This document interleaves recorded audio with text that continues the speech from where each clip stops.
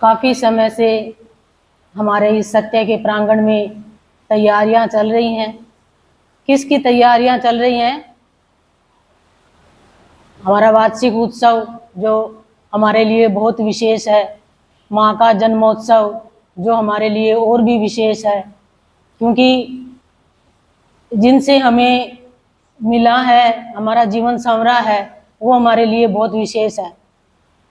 इन सब की तैयारियों के लिए कब 1 महीने से हमारी खूब तैयारियां चल रही हैं।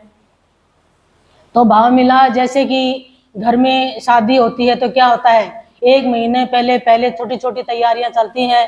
जैसे कपड़े लाना है, उन्हें सजाना है, कौन सा पहनना है, फॉल वगैरह लगाते हैं, सिलाई करवाते हैं। इन सब की छोटी छोटी तैयारियां चलती हैं, पहले बातें करते हैं घर में। और फिर जैसे ही दिन नज़दीक आते हैं, 4-5 दिन रह जाते हैं, तो फिर विशेष दिन आते हैं वो, कि उसमें क्या होता है कि हल्दबान होता है, और वो और भी बहुत सारा करते हैं, गीत वगैरह करते हैं, लेडीज संगीत करते हैं। ये विशेष मतलब शादी के नज़दीक में करते हैं। उसी तरह हमारा ये इतने दिन से हमारी तैयारियां चली, सजावट की, इनकी बनाना करना, और फिर अब ये विशेष हमारा चल रहा है, क्योंकि नज़दीक है हमारा वार्षिक उत्सव।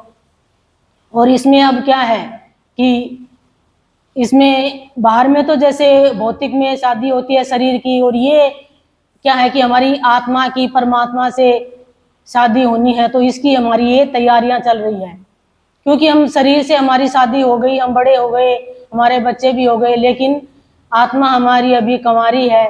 तो इसकी हमें परमात्मा से मिलन करना है हमें।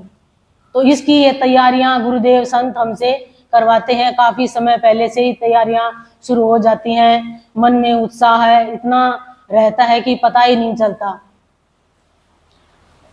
घर में इतना, जैसे कि हम कोई भी काम करते हैं तो उसमें क्या होता है कि हम देखते हैं कि ये काम हम कैसे करें, इतना हम दिमाग लगाते हैं, इतना हम कुछ भी कर लेते हैं।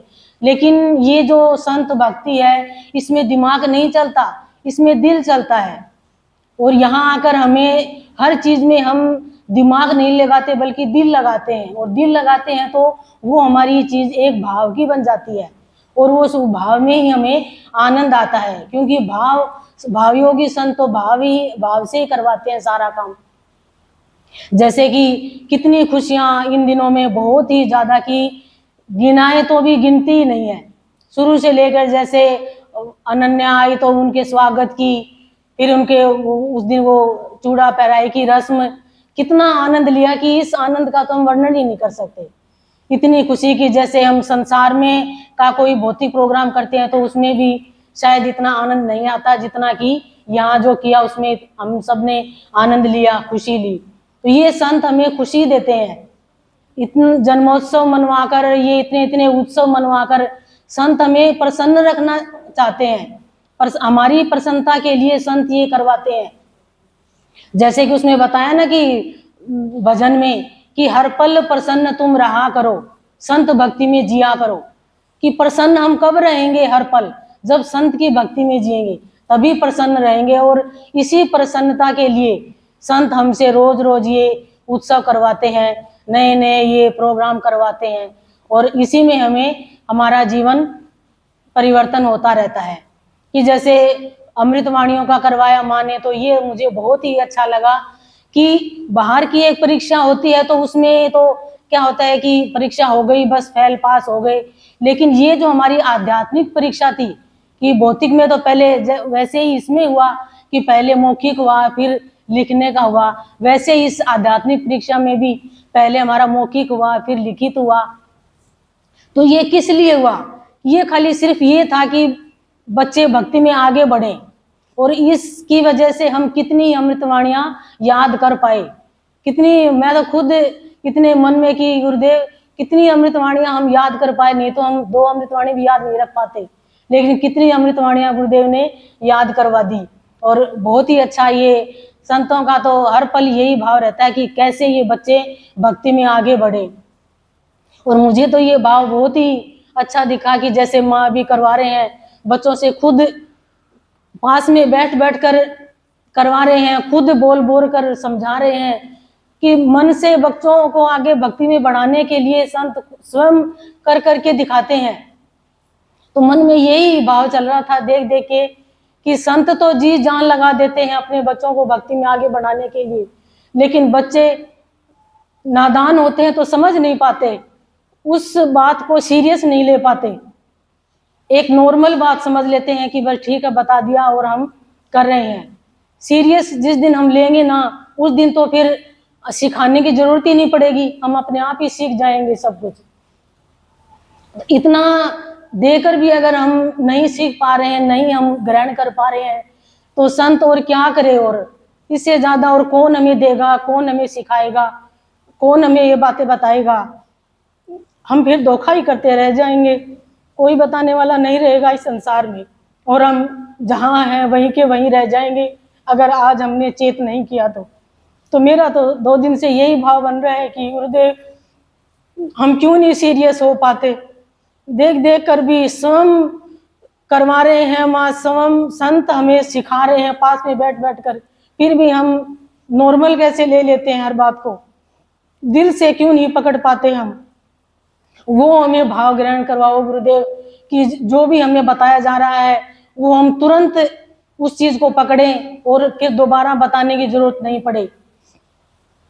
और मैंने इस दिनों काफी समय से यही अनुभव किया कि सच में संत है वो थकने नहीं देता। कितने समय से तैयारियां चल रही हैं, कितना काम घर में भी रहता है, यहाँ भी 3-3 बार बुला लेते हैं गुरुदेव, लेकिन फिर भी बिल्कुल भी ऐसे लगता ही नहीं कि शरीर में थकान है क्या, सोए नहीं क्या, नींद पूरी नहीं हुई क्या। तो माँ का एक भाव मुझे प्रवचन में बार बार सुनती हूँ तो बहुत ऐसे मन को संतोष देता है, शांति देता है कि संत थकने नहीं देता। ये बात कहने के लिए मैंने अनुभव करी है कि संत थकने नहीं देता, क्योंकि भाव की भक्ति की दिल पर दिमाग पर मसाज कर देता है। ये मैंने अनुभव करी, बिल्कुल भी नहीं थकने दिया संत ने। चाहे कितनी भागा दौड़ी हो जाए, पता ही नहीं चलता कि कब दोपहर हुई, कब शाम हुई, कब सुबह हुई, और कब हमने घर का काम भी कर लिया और यहाँ भी आकर पूरा समय दे पाते हैं, लेकिन पता ही नहीं शरीर में कहीं थकान भी है क्या, आंखों में नींद भी है क्या। ये बात मैंने अनुभव करी कि सच में संत थकने नहीं देता और कब मसाज कर देता है दिल पर दिमाग पर, इसका हमें पता ही नहीं चलने देता। खाली अनुभव हमें करना है कि कैसे संत हमें बढ़ाते रहते हैं, हमारे अंदर हौसला बढ़ते रहते हैं, उमंग बढ़ते हैं।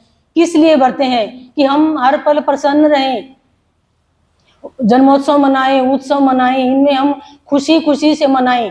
ऐसे नहीं कि खाली एक ड्यूटी करके कि बस हमें मनाना है, जाना है और बस ये जो बताया उसमें करना है। नहीं, दिल से हमें जो भी करना है दिल से करना है, मन से करना है। और जब वो मन से करेंगे तभी हमें वो अनुभव भी होगा कि हाँ जो बताया है वो हमने पाया है। तो ये जो उत्सव, ये जो खुशियाँ, ये जो तैयारियां चल रही हैं यहाँ पे, इसमें हमें भरपूर आनंद लेकर खूब आनंद लेना है और खूब अपना बनाकर, वैसा ही भाव अपना बनाकर फिर हमें औरों को बताना है। और गुरुदेव बाबा और माँ से यही प्रार्थना करते हैं कि प्रभु जो आपने हमें दिया है अगर हम औरों को दे पाए तो ही हम समझेंगे कि हमारा सत्संग करना सार्थक हुआ है।